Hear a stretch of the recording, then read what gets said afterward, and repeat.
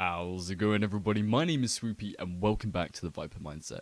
For those of you who don't know what the Viper Mindset is, it's basically a series where I break down clips and kind of teach you the mechanics, my mindset of how I make plays, going through outplays, clutches, all sorts of different things, trying to teach you Viper in the best possible way. If you guys are still enjoying this series, make sure you give it a thumbs up and I'll make sure I make plenty more, especially as this season's beginning to come to a close and I want to start up another one soon, so any comments or feedback, make sure you leave it below in the comments. But either way, that's enough said, let's jump into some clips.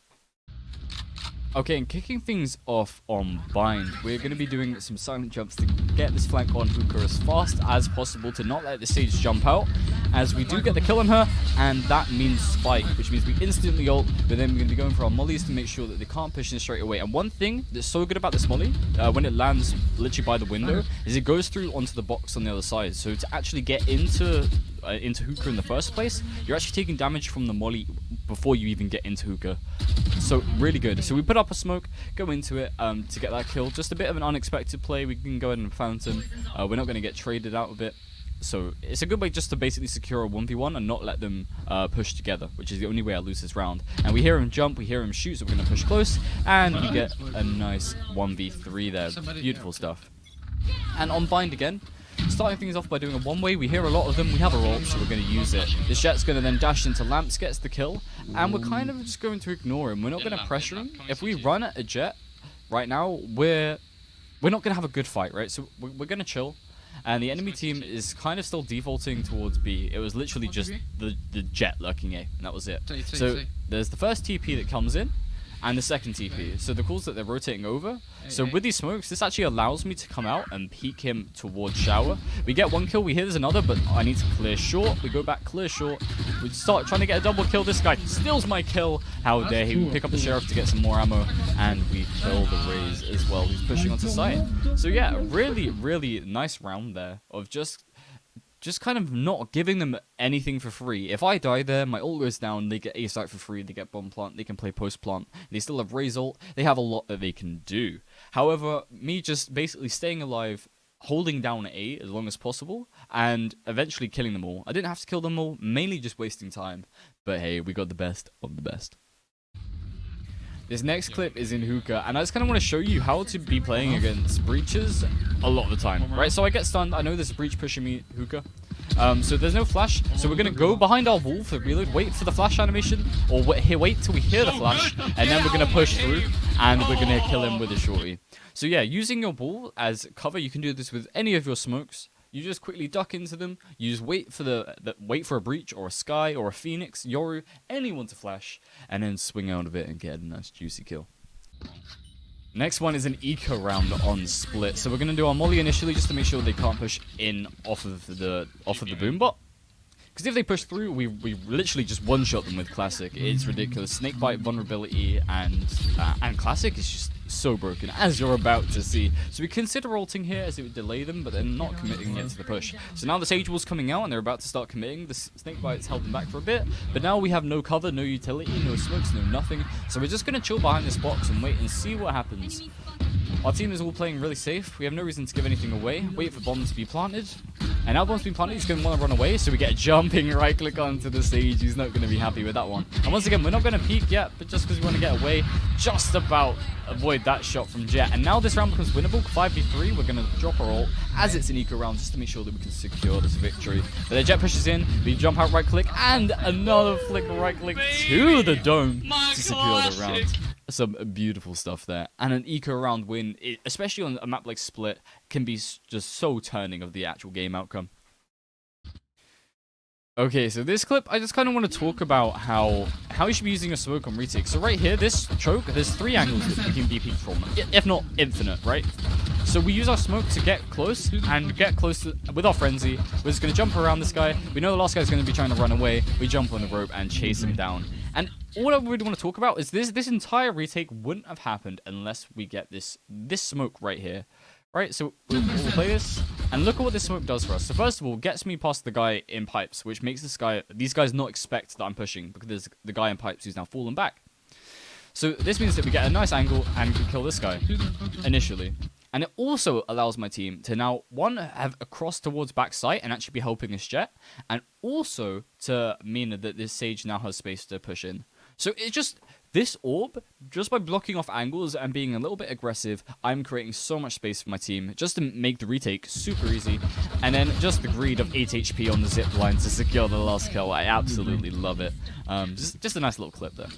So now on split, and we're going to be lurking in B main. So at the start, this Rain is going to show himself and create a bit of a distraction. He's just... I would like to see him flash here, actually. If he does a flash and then runs away, he kind of fakes his rotation and then he's going towards mid. But instead, we're just going to hold. So we don't want to give them any B main control with agents like with Viper, Sova, and Raze. And because they have no sentinels, except from, I guess, Sage, in their comp, they have no ways of holding down the traps. So we can actually get in for free. So we're gonna walk up. We know there's a guy Heaven, so we get a nice flick down to clear the judge. Slow reactions from that guy. Really, really poor. He should have killed me there, to be honest. And now, with Bomb, we're now on site. But our entire team is still lurking towards A. So we need to waste as much time as possible. I'm about to have 3 people running at me. So we do the molly close, we do the molly far. But this molly, I noticed there's a gap. You can see it. So we hold it as it's kind of a predictable swing because there's a gap. They're going to try take it. And now our only goal is to waste time. So we drop our ult, and we're just trying to let this guy make the play. We're just going to sit back. We're just going to chill. And now I get slightly greedy. And go here. I think, look, now he's cleared this smoke. Now I should be pretty good. But that shock dart, I thought it went too high. I would be alive, but I'm not quite. But my position is good enough. I waste enough time. And in a second, Ross hears the guy B main. Run away.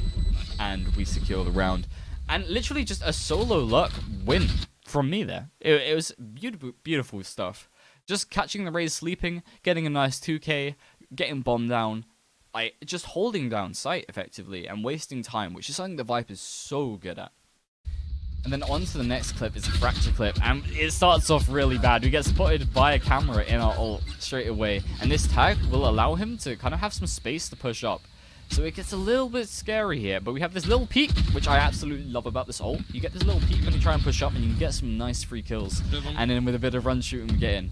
And now there's something I want to talk about when it comes to dropping your ult. I see so many people drop their ults in bad situations when they either, 1, shouldn't be dropping their ult, or 2, they should be dropping their ult in a different way and positioning differently. The main benefit of dropping your ult is there are so many different angles you can be.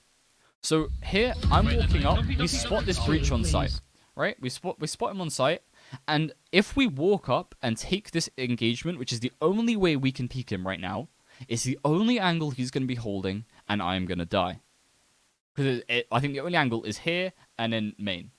So they're the only 2 angles, it's very predictable. The second we drop our ult, we can now be anywhere here. So this breach has to be a lot more cautious and doesn't know which angle to be holding, which means that we can then peek here and get a cheeky little kill onto the breach, while our Killjoy gets a knife onto Winter in the back. Okay, so now on Haven, one thing I like to do sometimes is just do this fake smoke. I put my smoke up, I pick it up, I walk away. It's just a little bit of a distraction. I mean, sometimes I can peek it, sometimes get a kill, especially if they're pressuring mid. Sometimes I like to jump out window. But at the start, the sky flashes, so we pre-fire, we get the first kill, we use the smoke just to evade some bullets and actually keep some HP against the Sage, and now with this Killjoy ult, we should be able to take site for free. Of course, still could be Heaven, so we go for the smoke on Heaven. Oh, we miss! Oh no, what a shame, and there was a guy hiding long before, because our Reyna didn't go long. So, either way, Killjoy gets the kill, we get the bomb down, and now we're going to be using our smoke to reposition, initially, and just get across this angle. But now I've realized that there's one behind and one who just wasn't there because of the bot. So we're going to smoke, and once again just get to a less predictable angle. Drop the smoke, and then we hear the drop Heaven. And we know the other guy was flanking, so he's long. We get the first kill, we get the molly onto bomb. We're playing time, we don't have to push anything just yet. Now we know he's still on bomb, we push just in time, get the right click to finish him off. And then the last round of this video, we're going to be swoop peeking with Garage. We're going to hit a crazy shot onto that Sage, bring it back onto the Astra, getting a lovely opening onto C here. And this is in the first few seconds of the round. Now, with only 2 players left, 2v5 should be an easy round. We know Sova is literally here. We see him, or we know where he is because of his ult. So I'm just going to quickly wall and try and push him on site. But we don't check our left corner. We don't check this corner. Let's see what happens. So we put our wall up. We're going to keep on trying to push through towards CT. We molly close and then clear to our right to make sure the Jet isn't there. And now we're going to put our wall up and hold. No, we're not. The Jet's in the corner on site. He kills 3 of our teammates. We're holding him on site. He swings us. We hit the headshot. Not quite able to get away though. I just want to reload. Full away. We hit 1 classic shot there, and with our molly we can now fall back and reload, peek off our Jet. But the Jet dies! She swings for no reason when we have it mollied. And now with 41 HP I decide to try and play long, but we walk into a shock dart and we'll lose the 2v5 after such a beautiful opening onto C. It's so sad to see such a tragic end to the round. But either way, the main thing that caught me off about this round is the fact that there's 4 players towards C in the first 10 seconds, 15 seconds of the round. You have the Sova ulting here, 1 window, or window here, which is the B rotate, and then you have another guy on C in a corner. They have 4 players towards C early, and that just really caught me off. As soon as I heard the Sova ult, I just guessed that that was the C player, and tried to push towards him. Obviously, my mistake, I didn't clear a corner, but neither did my teammates. So either way, guys, I hope you enjoyed this video and hope you learned something. If you did, make sure you like and subscribe. And remember, stay safe, stay toxic, and I'll see you guys in my next video. Goodbye.